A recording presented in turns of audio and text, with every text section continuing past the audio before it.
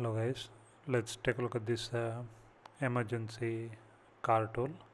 It comes with 5 tools in it. Again, costs around 300 rupees or around $6 or so.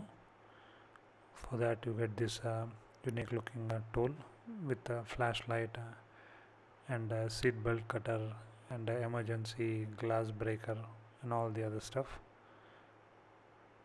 This is how it looks. That's the emergency window breaker or a glass breaker. It comes with a soft cover so that you don't accidentally break something. You are supposed to have this in your car for emergencies, and on the other side you get a seat belt cutter so that you can easily escape. And it takes 2 AA batteries. Now that's how you put them in.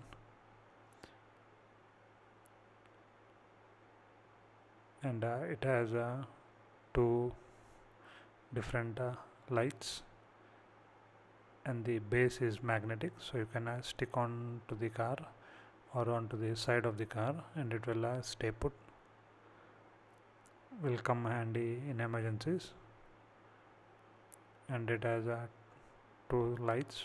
One is this emergency light that keeps blinking so that you can put on top of your car or side of your car to indicate that you need help, or to just tell other passers-by that your car is parked.